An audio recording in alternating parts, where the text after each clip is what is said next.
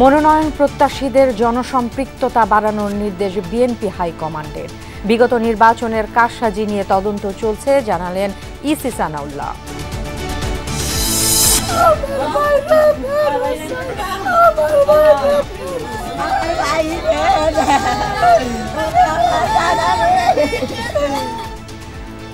লিবিয়ায় নৌকাডুবিতে নিহতদের মধ্যে ৩ জনের বাড়ি মাদারীপুর। একই জেলার নিখোঁজ অন্য ৭ জনের খোঁজ পায়নি পরিবার। সময় মতো অফিসে মুভ করতে পারতেছি না, মানে আমরা তো একটা বিভ্রান্তিতে পড়ে যাই। সারা দেশবাসী সাফার করতেছে, মানে অসংখ্য রুগী, অসংখ্য মানুষ পথ চলতে পারে না, এরা যে কোনো সময়ে সে রাস্তা বন্ধ করে দিচ্ছে। তিতুমির কলেজের শিক্ষার্থীদের সড়ক ও রেলপথ অবরোধে সীমাহীন দুর্ভোগ। সবাইকে শান্ত থাকার আহ্বান উপদেষ্টাদের। লোকজনকে কিন্তু একেবারে অতিষ্ঠ করে ফেলতেছে। তারা কিন্তু দিনের পরে দিনে কিন্তু তাদের এই দাবি দাওয়া কিন্তু বেড়ে চলছে। দিনী দাওয়াতের আলোচনায় চলছে ইজতেমার দ্বিতীয় পর্বের আনুষ্ঠানিকতা। যোগ দিয়েছেন দেশ বিদেশের মুসল্লিরা। আমাদের শুধু একটাই চাওয়া, যেন আমরা আখিরাতের জন্য কিছু করতে পারি। দেশের মানুষের জন্য আল্লাহর কাছে প্রার্থনা করুন বা দোয়া করুন যেন আল্লাহ সবাইকে ভালো রাখে। জ্ঞান বিদ্যার দেবী সরস্বতীর সামনে শিশুদের হাতে খড়ি। দেশ ও জাতির কল্যাণে ভক্তদের প্রার্থনা। প্রার্থনা যেন বিদ্যা বুদ্ধি জ্ঞানে পরিপূর্ণ হতে পারি। সবার যে স্বপ্নগুলো আছে সেগুলো যেন পূরণ হয়। শিক্ষা দীক্ষায় যেন আমরা সত্যিকারের মানুষ হয়ে উঠি। লুটপাটকারীদের হাতেই পুঁজিবাজার তুলে দিয়েছে সরকার। অভিযোগ ক্ষতিগ্রস্ত বিনিয়োগকারীদের। বিএসইসির চেয়ারম্যানের পদত্যাগ দাবি। সবাইকে আমন্ত্রণ সন্ধ্যার বাংলাদেশে। সাথে থাকছি আমি ফারহানা ন্যান্সি। এতক্ষণ শিরোনামগুলো দেখে নিচ্ছিলেন। যে কোনো সময় নির্বাচনের জন্য প্রস্তুত বিএনপি। মনোনয়ন প্রত্যাশীদের নিজ নিজ এলাকায় নানা ধরনের সাংগঠনিক ও সামাজিক কর্মকাণ্ডে যুক্ত থাকার নির্দেশ দিয়েছে হাইকমান্ড। বিএনপি মনে করে প্রেক্ষাপট পরিবর্তনের পর পরবর্তী জাতীয় নির্বাচন হবে বেশ চ্যালেঞ্জিং। তাই তৃণমূলের নেতাকর্মীদের জনসম্পৃক্ততা বাড়ানোর নির্দেশ দেওয়া হয়েছে কেন্দ্র থেকে। আর নির্বাচনের জন্য বারবারই চলতি বছরের আগস্টকে যৌক্তিক সময় ধরে রোড ম্যাপ ঘোষণার দাবি জানিয়ে আসছে বিএনপি। সাইফুদ্দিন রবিনের রিপোর্ট।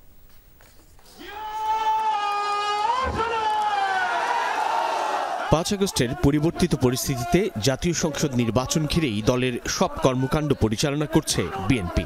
কিন্তু কবে সেই নির্বাচন? দলটি বলছে অতীতে তত্ত্বাবধায়ক সরকার ৩ মাসের মধ্যেই নির্বাচন আয়োজন করেছে। বর্তমান অন্তর্বর্তী সরকারও প্রয়োজনীয় সংস্কার সম্পন্ন করে আগস্টের মধ্যেই নির্বাচন আয়োজন করতে পারে। জাতীয় সংসদ নির্বাচন অতি শীঘ্র নির্বাচনটা অনুষ্ঠান করা, যাতে করে জনগণের সরকারের কাছে, জনগণের প্রতিনিধিদের কাছে ক্ষমতা হস্তান্তর করে এই সরকার সসম্মানে বিদায় নিতে পারে। বলছে যে আলাপ আলোচনা করে সংস্কার কমিশন রিপোর্টগুলো ফাইনাল করে তারপরে আপনি ঘোষণা দিবেন, সেটা তো আরো অনেক সময়ের ব্যাপার। কিন্তু আমরা তো জানি কত সময় লাগবে, তারাও জানেন, বিশেষজ্ঞজনরাও জানেন। সেই প্রেক্ষিতে যদি নির্বাচনের রোডম্যাপ ঘোষণা করে, আমরা তো মনে করি জুলাই আগস্টের মধ্যেই হওয়া যায়। সতর্ক বিএনপি। নানান সমীকরণ আমলে নিয়ে দলের ভারপ্রাপ্ত চেয়ারম্যান নেতাকর্মীদের প্রতি বার্তা, আসন্ন নির্বাচন সহজ হবে না দলটির জন্য। ছাত্র তরুণদের নতুন রাজনৈতিক দলে ভাবনা কিংবা ধর্মভিত্তিক দলগুলোর পরিকল্পনাকে আমলে নিচ্ছে বিএনপি। সময় ক্ষেপণের একটা বিষয় লক্ষ্য করা যাচ্ছে এবং সময় ক্ষেপণের মধ্য দিয়ে কাউকে রাজনৈতিক স্পেস দেয়া হচ্ছে কিনা সেটাও একটা প্রশ্ন হয়ে দেখা দিয়েছে। যাদের সাথে আমাদের নির্বাচন করতে হবে তাদেরকে কখনোই আমরা ছোট করে দেখি না, দেখা উচিত নয়। এবং মানুষের সামনে যদি আমরা খুব বেশি ওভার কনফিডেন্স নিয়ে যাই, সেটাও কিন্তু ভালো মেসেজ নয়।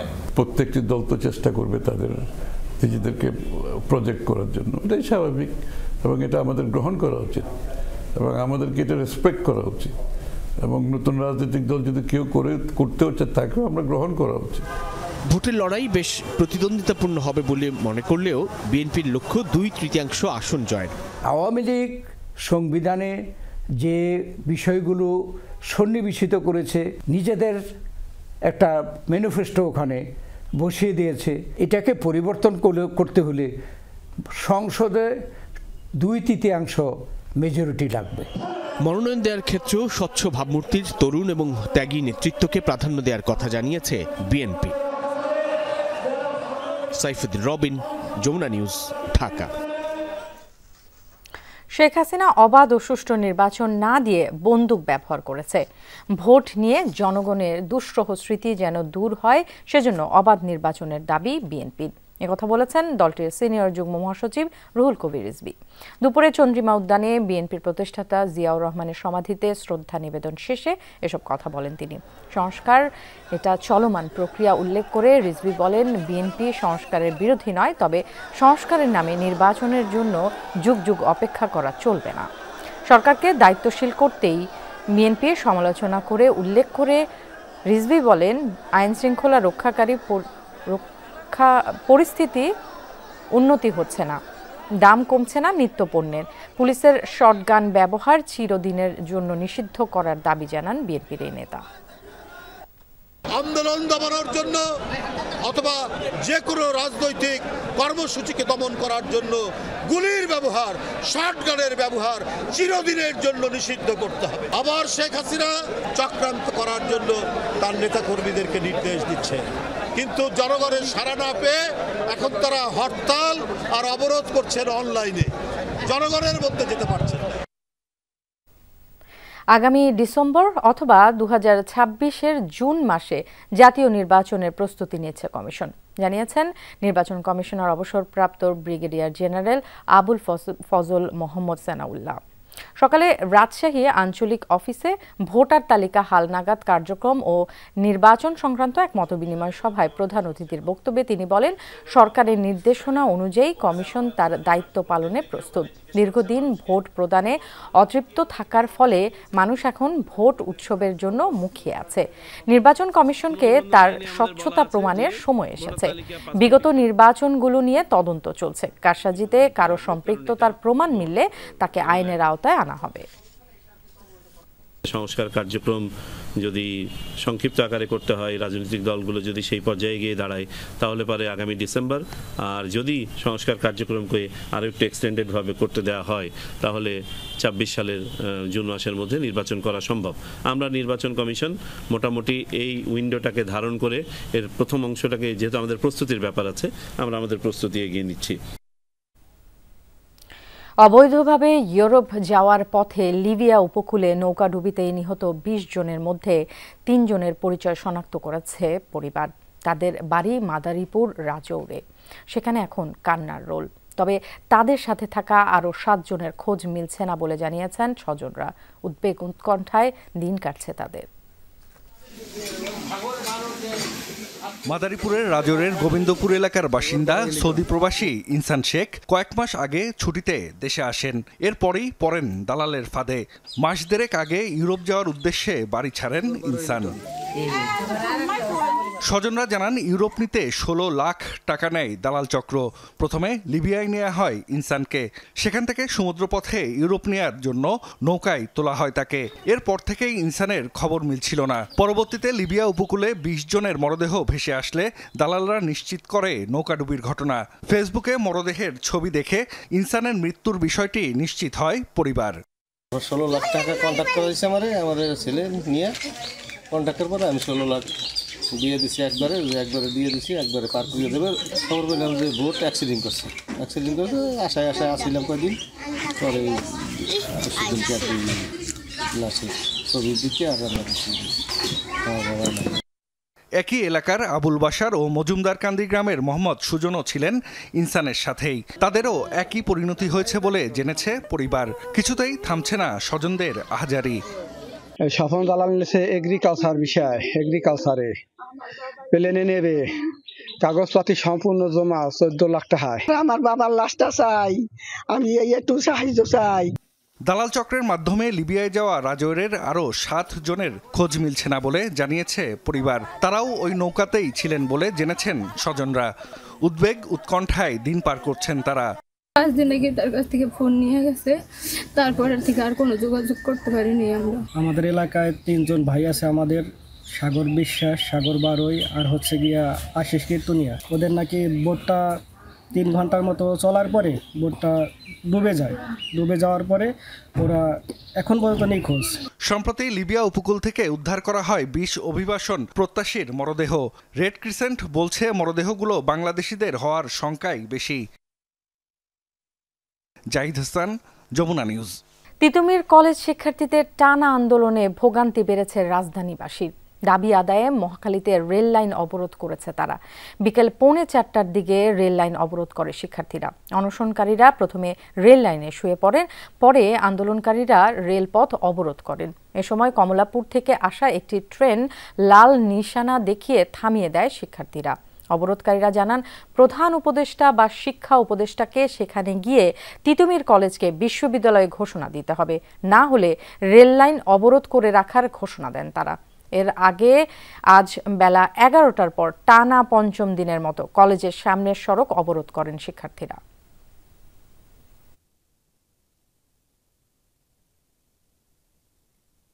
ভার্সিটি যে করবে, কোনো প্রিন্সিপাল, হলের কেউ, কোনো টিচার কেউ আছে, এগুলো তো অপ্রাসঙ্গিক। আমরা অফিসে ঠিক মতো যাইতে পারতেছি না বা সময় মতো অফিসে মুভ করতে পারতেছি না। মানে আমরা তো একটা বিভ্রান্তিতে পড়ে যাই। সারা দেশবাসী সাফার করতেছে।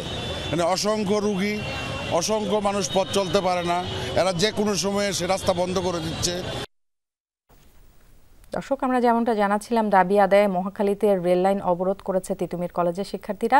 সেখানে আছেন আমাদের সহকর্মী শাকিল হাসান, যাচ্ছি তার কাছে। শাকিল, রেল লাইন কি এখনো অবরোধ আছে কিনা জানতে চাই, আর সব মিলিয়ে সেখানকার অবস্থা কি বলছে সাধারণ মানুষ, আসলে কি বলছে এই বিষয়ে?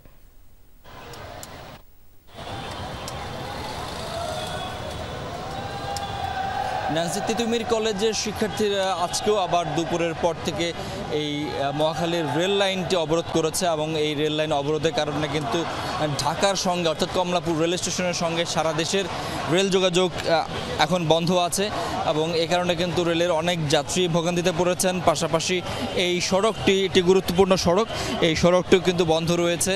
আপনি এর আগের খবরটিতেও দেখিয়েছি যে এই জাহাঙ্গীর গেট থেকে মহাখালী রেল ক্রসিং হয়ে বনানী উত্তরার যে রাস্তাটি, এই রাস্তাটিও বন্ধ রয়েছে অবরোধের কারণে, এবং যে কারণে কিন্তু এই সড়কে চলাচলকারী যে সমস্ত যানবাহন সবগুলোই বন্ধ আছে এবং যাত্রীরা নেমে আবার তারা হেঁটে রাস্তা পারাপার হচ্ছেন এবং শিক্ষার্থীরা এখন পর্যন্ত তাদের অনশনে অবস্থান নিয়ে আছেন এবং তারা বলছেন তাদের দাবি আদায় না হওয়া পর্যন্ত তারা অবরোধ তুলবেন না। এবং এই অবরোধে থাকাকালীন কিন্তু বেশ কয়েকজন শিক্ষার্থী অসুস্থও হয়ে পড়েছেন এবং তাদের কয়েকজনকে হাসপাতালে নেওয়ার পর আবার আরেকজন এরই মধ্যে আবার অবরোধের স্থলে ফেরত এসেছেন এবং তারা বলছেন যে যতক্ষণ পর্যন্ত তাদের দাবি আদায় না হবে ততক্ষণ পর্যন্ত তারা এই অবরোধে অংশগ্রহণ করবেন। এবং শিক্ষার্থীরা বলছেন যে হচ্ছে তাদের এই টানা কয়েকদিন ধরে তারা এই আন্দোলনটি করছেন এবং সরকার এই তাদের দাবির প্রতি এখন পর্যন্ত সুদৃষ্টি দেয়নি বা তারা যৌক্তিক একটি সমাধান প্রত্যাশা করছেন। পাশাপাশি এই সড়কটি ব্যবহার করেন যে সমস্ত নাগরিকরা, তারা কিন্তু বলছেন যে দিনের পর দিন এই সড়কটি অবরোধ থাকার কারণে, রাস্তা বন্ধ থাকার কারণে তাদের দুর্ভোগ পোহাতে হচ্ছে এবং এই যারা হাসপাতালগামী রোগী রয়েছেন বা ট্রেনে যারা যাতায়াত করবেন এরকম যাত্রী যারা, তারাও কিন্তু বিড়ম্বনায় পড়েছেন এবং সেই বিড়ম্বনা থেকে রক্ষা পাওয়ার জন্য সরকারের কাছে তারা যৌক্তিক সমাধানের প্রত্যাশা করছেন। এখানে বেশ কিছু বিকেল থেকে আইনশৃঙ্খলা বাহিনীর সদস্যরা মোতায়েন ছিলেন, যদিও এখন খানিকটা তারা সড়কের পাশে চলে এসছেন এবং পাশাপাশি বিকেলে আমি যখন এখানে এসেছিলাম আমি কিন্তু বিজিবির বেশ কয়েকজন সদস্যকেও এই সড়কটিতে মোতায়েন দেখেছি, অর্থাৎ এই মহাখালী রেল ক্রসিংয়ের এখানে মোতায়েন দেখেছি এবং তারাও আইনশৃঙ্খলা রক্ষার কাজ করছিলেন। ন্যান্সি। শাকিল, আপনাকে ধন্যবাদ। আইনশৃঙ্খলা পরিস্থিতি নিয়ন্ত্রণে কাজ করে যাচ্ছে স্বরাষ্ট্র মন্ত্রণালয়, তবে আগের থেকে অবস্থা অনেক উন্নত বলে জানান স্বরাষ্ট্র উপদেষ্টা। এদিকে আওয়ামী লীগের সকল ষড়যন্ত্র নির্মূল করার কথা জানিয়েছেন উপদেষ্টা আসিফ মাহমুদ। আর বিভিন্ন আন্দোলনে মাঠে নামা শিক্ষার্থীদের ধৈর্য ধরার আহ্বান জানান তথ্য উপদেষ্টা নাহিদ ইসলাম। নানা দাবিতে রাজধানী সহ দেশের বিভিন্ন জায়গায় প্রতিদিনই চলছে বিক্ষোভ, অবরোধ সহ নানা কর্মসূচি। এর মধ্যে তিতুমির কলেজ শিক্ষার্থীদের বিশ্ববিদ্যালয় ঘোষণার আন্দোলনে যানজটে নাজেহাল ঢাকা। এই অবস্থায় শিক্ষার্থীদের ধৈর্য ধরার আহ্বান জানান তথ্য উপদেষ্টা নাহিদ ইসলাম। আমি বলবো যে তিতুমির কলেজের শিক্ষার্থীদেরকেও ধৈর্য ধারণ করার এবং তাদের শিক্ষা জীবন এবং তাদের শিক্ষা প্রতিষ্ঠানের প্রতিও সরকার আন্তরিক এবং দায়িত্বশীল, কিন্তু এই মুহূর্তে হয়তো অনেক কিছু করা সম্ভব না। তো জনভোগান্তি না করে আমরা যাতে সেই বিষয়টা মাথায় রাখি। এদিন সচিবালয়ে স্বরাষ্ট্র উপদেষ্টাও তিতুমির কলেজ শিক্ষার্থীদের আন্দোলন নিয়ে কথা বলেন। দাবি দেওয়া থাকলে তা নিজেদের ক্যাম্পাসে বা মাঠে করার আহ্বান জানান তিনি। এই যে দুর্ভোগ হচ্ছে, এটা থেকে পরিত্রাণের উপায় তারা এই রেল লাইন ছেড়ে দিয়ে তারা তাদের ক্যাম্পাসে গিয়া যত ধরনের তাদের দাবি দেওয়া আছে তারা তাদের কর্তৃপক্ষের কাছে পেশ করুক। এদিন আরেক উপদেষ্টা আসিফ মাহমুদ বলেছেন, বিভিন্ন দাবি আদায়ের নামে ফ্যাসিবাদী শক্তি সক্রিয় হওয়ার চেষ্টা করছে, তা সফল হবে না। উস্কে দেওয়ার মতো পরিস্থিতি 5 আগস্টের পর থেকেই ঘটছে এবং ফেব্রুয়ারিকে কেন্দ্র করে এক ধরনের বিশৃঙ্খলা তৈরি করার চেষ্টা আছে, কিন্তু এখন পর্যন্ত তারা তাতে সফল হয়নি। আপনারা জানেন যে বাংলাদেশের জনগণ এটা নিয়ে খুবই উদ্বিগ্ন এবং মানুষ চায় না আওয়ামী লীগ কোনোভাবেই তার মতাদর্শ, তার নাম নিয়ে একটা এরকম গণহত্যা ঘটানোর পর আবারও ফিরে আসুক। দেশের বিভিন্ন জায়গায় চুরি, ছিনতাই ও মব অ্যাটাকের পেছনে বিতাড়িত শক্তির হাত আছে বলে উল্লেখ করেন এই উপদেষ্টা। অলক হাসান, যমুনা নিউজ, ঢাকা। মুক্তিযোদ্ধা কোটায় এমবিবিএস ভর্তি আপাতত স্থগিত থাকবে বলে জানিয়েছে স্বাস্থ্য শিক্ষা অধিদপ্তর। যাচাই বাছাই শেষ না হওয়া পর্যন্ত বন্ধ থাকবে ভর্তি কার্যক্রম, তবে অন্যান্য ভর্তি স্বাভাবিক নিয়ম অনুযায়ী চলবে। এর আগে 3 দিনের যাচাই বাছাইয়ে মুক্তিযোদ্ধা কোটায় উত্তীর্ণ 193 জনের মধ্যে 74 জনের দরকারি একাডেমিক সনদ পাওয়া গেছে। এই তালিকার 44 জন যোগাযোগই করেনি। বাকি 75 জন মুক্তিযোদ্ধাদের নাতি নাতনি হিসেবে আবেদন করেছিলেন। সিদ্ধান্ত অনুযায়ী চলতি বছর নাতি নাতনিরা মুক্তিযোদ্ধা কোটায় ভর্তি হতে পারবে না। গেল 27, 28 ও 29 জানুয়ারি তাদের সনদ যাচাই বাছাই করা হয়। নাতি নাতনি হিসেবে আবেদনকারীরা ভুল স্বীকার করেছে। স্বাস্থ্য শিক্ষা অধিদপ্তর জানিয়েছে তাদের সাধারণ শিক্ষার্থী হিসেবে ভর্তির সুযোগ দেয়া হবে কিনা সেটা পরে জানানো হবে। প্রাথমিক যাচাইয়ে উতরে যাওয়া 74 জনের সনদ স্থানীয় প্রশাসন থেকেও যাচাই করা হবে। দর্শক, আমরা সংবাদের প্রথম অংশে আপনাদেরকে যেমনটা জানাচ্ছিলাম, তিতুমির কলেজের শিক্ষার্থীদের টানা আন্দোলনে ভোগান্তি বেড়েছে। রাজধানীবাসীর দাবি আদায়ে মহাখালীতে রেল লাইন অবরোধ করেছে তারা। এই মুহূর্তে কমলাপুর রেল স্টেশনে আছেন সহকর্মী রিয়াজ রায়হান। আমরা রেল লাইন অবরোধ করার কারণে যে রেলের টাইম শিডিউল বিপর্যয় হয়েছে সেখানটাতে সেই খবরাখবর একটু জানতে চাই, রিয়াজের কাছে যেতে চাই। রিয়াজ, একটু জানাবেন রেল চলাচলের কি খবরাখবর?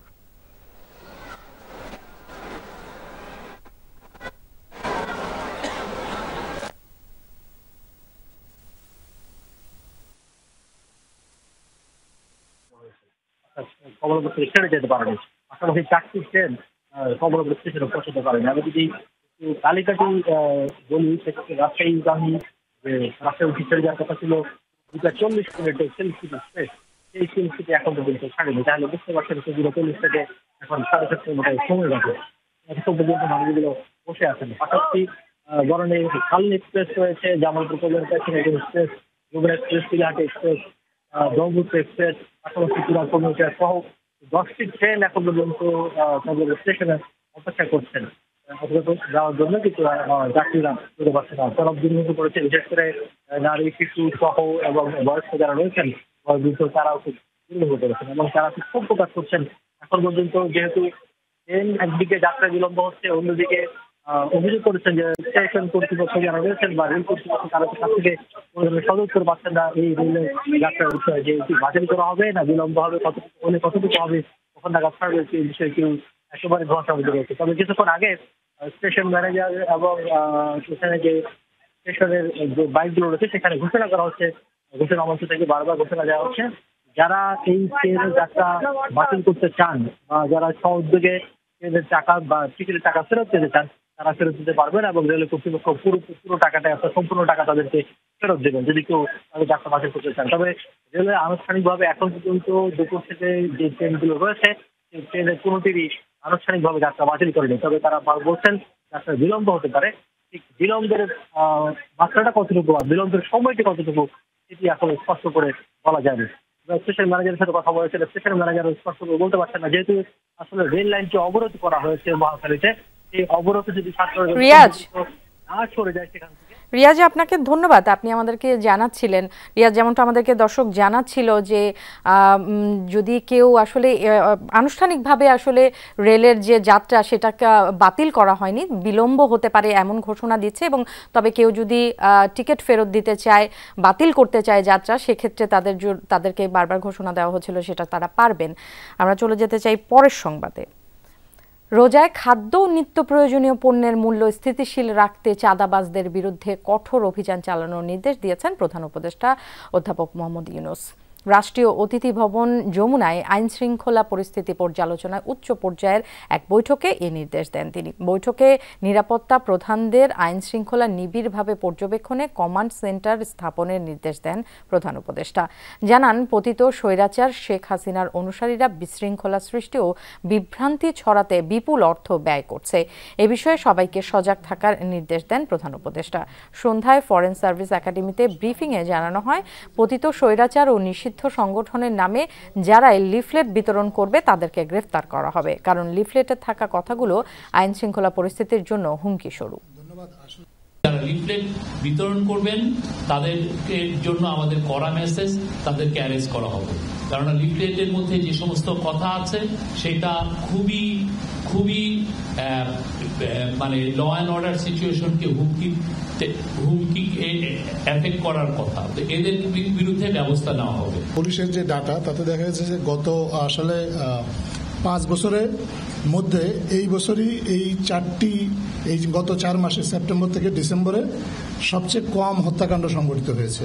টঙ্গীর তুরাগ তীরে শুরু হয়েছে মাওলানা জুবায়েরের অনুসারীদের দ্বিতীয় পর্বের বিশ্ব ইজতেমা।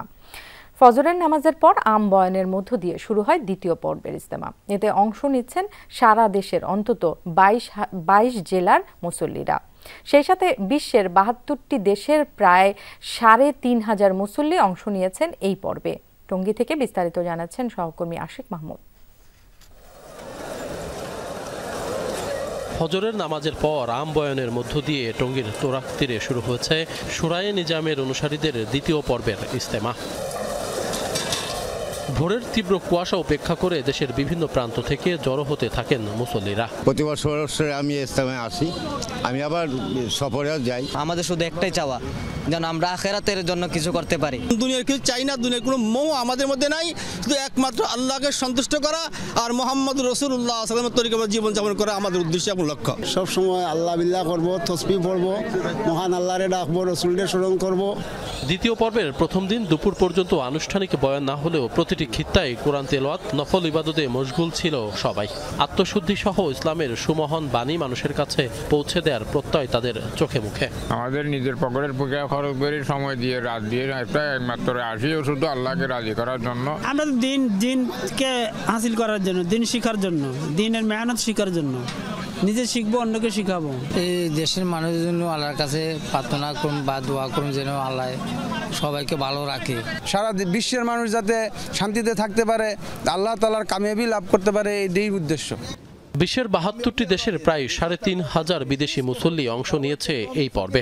আলহামদুলিল্লাহ বহুত আচ্ছা, এই দিন কা সফর বহুত আচ্ছা है আলহামদুলিল্লাহ। ये दीनी सफर है ने आखिरत का फिक्र है, जन्नत का फिक्र, अल्लाह की खातिर, ये बहुत अच्छा है। मुसलमान इस मकसद में दुनिया में आया। জোহরের নামাজের পর পাকিস্তানের মাওলানা জিয়াউল হকের হেদায়েতি বয়ানের মধ্য দিয়ে শুরু হয় ইজতেমার মূল আনুষ্ঠানিকতা। পুলিশ বলছে প্রথম ধাপের মতোই কঠোর নিরাপত্তা নিশ্চিত করা হয়েছে টঙ্গী মাঠে। রোববার কারা ড্রোন উড়িয়েছে তাও খতিয়ে দেখা হচ্ছে বলে জানান তিনি।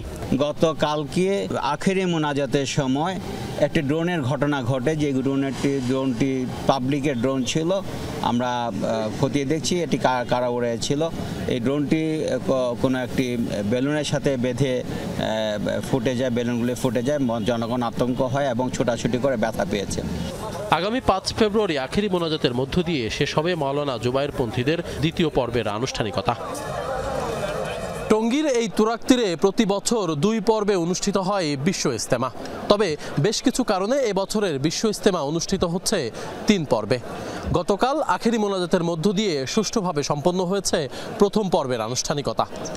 সব ভেদাভেদ আর রেশারেশি ভুলে আগামী পর্বগুলোও শান্তিপূর্ণভাবে শেষ হবে, এমনটাই প্রত্যাশা সকলের। আশিক মাহমুদ, যমুনা নিউজ, টঙ্গীর তুরাগ তীর, গাজীপুর। এমন একটি নির্বাচন প্রয়োজন যেখানে স্বস্তিতে ভোট দিতে পারবেন ভোটাররা, এমনটাই বলেছেন জামাতে ইসলামের আমির ডক্টর শফিকুর রহমান। গেল বছরের বন্যায় ক্ষতিগ্রস্ত ফেনীর বল্লারমুখ বাঁধ পরিদর্শনে গিয়ে তিনি বলেন, মুহুরী নদীতে স্থায়ী বাঁধ নির্মাণের দাবি দীর্ঘদিনের। বাঁধ নির্মাণে দ্রুত ব্যবস্থা নেয়ার আহ্বান জানান তিনি। ন্যূনতম সংস্কারের আগে নির্বাচনের পরিবেশ তৈরি হবে না বলেও মন্তব্য করেন জামাতের আমির। সুষ্ঠু নির্বাচনের পরিবেশ তৈরি না হওয়া পর্যন্ত সবাইকে ধৈর্য ধরার আহ্বান জানান। পরে শহরের একটি কনভেনশন হলে জুলাই বিপ্লবে নিহতদের পরিবার ও আহতদের সাথে শুভেচ্ছা বিনিময় করেন ডক্টর শফিকুর রহমান। এ সময় জামাতের বিভিন্ন স্তরের নেতাকর্মীরা উপস্থিত ছিলেন। এমন একটা নির্বাচন এই জাতির পাওয়া প্রয়োজন যে নির্বাচনে আসলে স্বাচ্ছন্দ্যের সাথে প্রত্যেকটি ভোটার তার ভোট দিতে পারবে, আর প্রত্যেকটি প্রাপ্তবয়স্ক মানুষের ভোটও নিশ্চিত হবে, সেটা দেশে এবং প্রবাসে। 15 বছর ধরে ভুয়া কোম্পানি করে যারা পুঁজিবাজার থেকে হাজার কোটি টাকা হাতিয়ে নিয়েছে তাদের বিচারের মুখোমুখি করা দরকার। সেটা না করে বর্তমান সরকার উল্টো ডাকাতদের হাতে শেয়ার বাজার তুলে দিয়েছে, যে কারণে বিনিয়োগকারীদের দুর্দশা আরও বেড়েছে। ক্ষতিগ্রস্ত বিনিয়োগকারীদের প্রতিবাদ সমাবেশে অংশ নিয়ে এসব কথা বলেন বক্তারা। এ সময় বিএসইসির চেয়ারম্যান রাশেদ মাকসুদের পদত্যাগ দাবিও জানান বিনিয়োগকারীরা। পুঁজিবাজারে টানা দরপতনের প্রতিবাদে সমাবেশের আয়োজন করে ক্ষতিগ্রস্ত বিনিয়োগকারীরা। আলোচনায় অংশ নিয়ে নিজের পুঁজি হারানোর তিক্ত অভিজ্ঞতার কথা তুলে ধরেন তারা। বিনিয়োগকারী কেন আত্মহত্যা করবে? দেশ ফ্যাসিবাদ মুক্ত হলেও শেয়ার বাজারে এখনো রয়ে গেছে তাদের দোসররা। সবখানে স্বাধীনতার ছোঁয়া লাগলেও পুঁজিবাজারে বিনিয়োগকারীদের উপর এখনো ভর করে আছে রাঘব বোয়ালরা। জুলাই অভ্যুত্থানের পর দেশের সমস্ত জায়গায় স্বাধীনতার ছোঁয়া লেগেছে, সব জায়গার দাবি আদায় পূর্ণ হয়েছে, কিন্তু বিনিয়োগকারীর কপালে এতই খারাপ যে তাদের উপরে একটা রাঘব বোয়াল ভর করেছে। বাংলাদেশের পুঁজিবাজার দক্ষিণ এশিয়াতে এখন সর্বনিম্ন অবস্থায় বসবাস করছে। এটা কি তাদের লজ্জা হয় না? মাকসুদ সাহেবের পদত্যাগ অনিবার্য হয়ে পড়ছে। রাশেদ মাকসুদগণ, আবু আহমেদ এবং যারা আছেন তাদেরকে ক্ষমতাচ্যুত করতে যা যা করণীয় তাই করব। সমাবেশে গণ অধিকার পরিষদের সভাপতি বলেন, শেয়ারবাজার লুটপাটকারীদের বিচারের আওতায় আনার পাশাপাশি ক্ষতিগ্রস্ত বিনিয়োগকারীদের ক্ষতিপূরণের উদ্যোগ নিতে হবে। আর এবি পার্টির সাধারণ সম্পাদক বলেন, পতিত স্বৈরশাসক লুটপাট করে শেষ করে দিয়েছে শেয়ারবাজার। বিতর্কিত ব্যক্তিকে পুঁজিবাজারের দায়িত্ব দেওয়ারও সমালোচনা করেন তিনি। যেই রাশেদ মাকসুদের জায়গা হবার কথা ছিল জেলখানাতে, একের পর এক ব্যাংক লুট করে ব্যাংকগুলোকে তামা করে দিয়েছে। 33 লক্ষ মানুষের অভিভাবকত্বের দায়িত্ব এই ডাকাতের হাতে আপনারা কিভাবে তুলে দিলেন? আমরা এখন পর্যন্ত দেখি নাই এই 15 বছরের যেই প্লেয়াররা শেয়ার বাজার থেকে ভুয়া কোম্পানি বানায় আইপিও করে হাজার হাজার কোটি টাকা নিয়ে গেল, তাদের 2-4 জনকে গ্রেপ্তার করা হয়েছে। এই সরকারের দায়িত্ব যে সমস্ত বিনিয়োগকারীরা একেবারে পথে বসে গিয়েছেন তাদেরকে ক্ষতিপূরণ দেওয়া। পুঁজিবাজারের উন্নয়নে 15 দিনের মধ্যে উদ্যোগ নেওয়া না হলে জনগণই এ ব্যাপারে পদক্ষেপ নেবে বলেও হুঁশিয়ারি দেন বক্তারা। জনগণ যদি প্রতিকার না পায় তাহলে কিন্তু জনগণ আইন নিজের হাতে তুলে নেবে। আলমগীর হোসেন, যমুনা নিউজ, ঢাকা। বিগত সরকার প্রকল্পের সম্ভাব্যতা যাচাই করেছে নামকাওয়াস্তে, এমনকি রাষ্ট্রের শীর্ষ ব্যক্তিদের খুশি করতেও হাতে নেওয়া হয়েছে অনেক প্রকল্প। এমন পর্যবেক্ষণ এসেছে অর্থনৈতিক কৌশল পুনর্নির্ধারণ সংক্রান্ত টাস্কফোর্সের প্রতিবেদনে। তাদের সুপারিশ ঢেলে সাজাতে হবে বিমান বাংলাদেশ এয়ারলাইন্সকে, বন্ধ করতে হবে ছাত্র রাজনীতি। গত 1.5 দশকে উন্নয়ন বলতে মূলত অবকাঠামো দেখেছে বাংলাদেশ। এতে যোগাযোগ সহজ হয়েছে, কিন্তু এসব প্রকল্পের ব্যয় ও যৌক্তিকতা নিয়ে প্রশ্ন উঠেছে হরহামেশা। ঋণ না পেলে নিজস্ব অর্থায়ন বা পিপিপির আদলেও তৈরি হয়েছে মেগা স্ট্রাকচার। ক্ষমতার পালাবদলের পর এখন এসব প্রকল্পের চুলচেরা বিশ্লেষণ করছে অন্তর্বর্তী সরকার। সেই লক্ষ্যে গত সেপ্টেম্বরে গঠন করা হয় অর্থনৈতিক কৌশল পুনর্নির্ধারণ সংক্রান্ত টাস্ক ফোর্স। লক্ষ্য ছিল বৈষম্যহীন অর্থনীতি নিশ্চিতে সংস্কারের সুপারিশ করা। ছিলেন বিভিন্ন খাতের বিশেষজ্ঞ, অর্থনীতিবিদ, উদ্যোক্তা ও গবেষকরা। সোমবার শিক্ষা ও পরিকল্পনা উপদেষ্টার উপস্থিতিতে ব্রিফিংয়ে বেশ কিছু সুপারিশ জানান টাস্ক ফোর্সের সদস্যরা।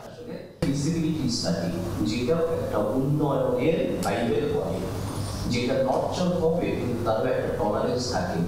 আমরা বাইরে চলে যাচ্ছি, 100%, 200% ভেরিয়েশন চলে আসতেছে।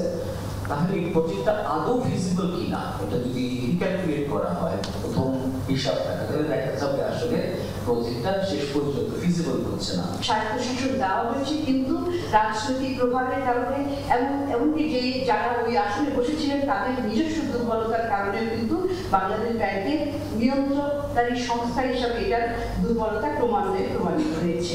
গত ডিসেম্বরে public borrowing was exceeding high, around 19%. যেখানে প্রাইভেট সেক্টর ক্রেডিট গ্রোথ হচ্ছে only 7%.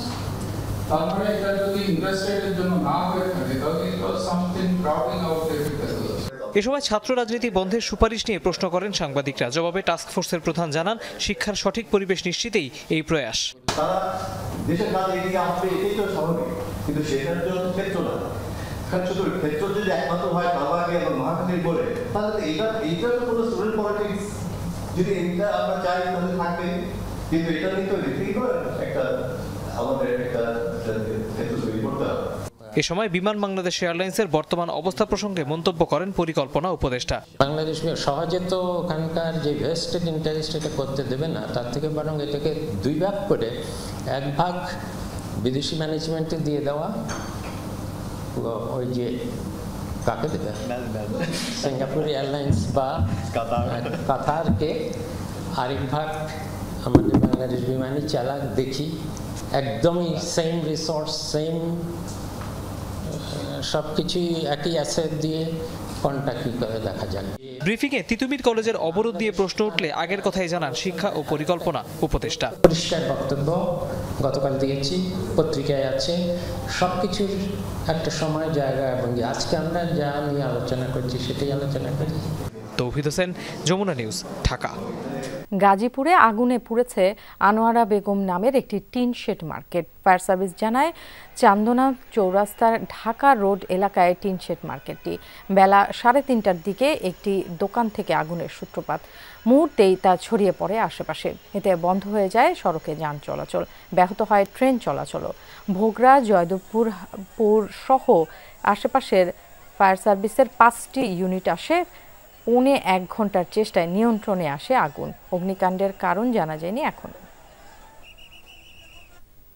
8.5 কোটি টাকার অবৈধ সম্পদ অর্জন ও 134 কোটি টাকার অস্বাভাবিক লেনদেনের অভিযোগে সাবেক সমাজ কল্যাণ মন্ত্রী নুরুজ্জামান আহমেদ, তার স্ত্রী ও ছেলের বিরুদ্ধে পৃথক 3টি মামলা দায়ের করেছে দুর্নীতি দমন কমিশন। মামলার এজাহারে বলা হয়েছে, অবৈধ উপায়ে 5 কোটি 32 লাখ টাকার সম্পদ অর্জন এবং 31টি ব্যাংক হিসেবে 62 কোটি 8 লাখ টাকার সন্দেহভাজন লেনদেনের প্রমাণ মিলেছে নুরুজ্জামানের বিরুদ্ধে। তার স্ত্রী হোসনে আরার 25টি ব্যাংক হিসাবে রয়েছে 50 কোটি 43 লাখ টাকা সন্দেহজনক লেনদেন। পিতার ক্ষমতার অপব্যবহার করে জ্ঞাত আয় বহির্ভূত 2 কোটি 6 লাখ টাকার সম্পদ অর্জন এবং 10টি ব্যাংক হিসেবে মোট 22 কোটি 43 লাখ 2,925 টাকার সন্দেহজনক লেনদেনের তথ্য পাওয়া গেছে ছেলে রাকিবুজ্জামানের বিরুদ্ধে। আসামিদের বিরুদ্ধে দুদক আইন মানি লন্ডারিং এর 3টি মামলা করেছে। ব্যাংক হিসাবে 50 কোটি টাকারও বেশি মূল্যের সম্পদ অস্বাভাবিক লেনদেনের মাধ্যমে প্রাপ্ত অর্থের উৎস গোপন এবং স্থানান্তর, রূপান্তর এবং হস্তান্তরের অপরাধে মানি লন্ডারিং প্রতিরোধ আইন 2012-এর সংশ্লিষ্ট ধারায় আরও একটি মামলা রুজু হয়েছে। এই ছিল আজকে সন্ধ্যার বাংলাদেশের আয়োজনে। এতক্ষণ আমাদের সাথে যারা ছিলেন সবাইকে ধন্যবাদ।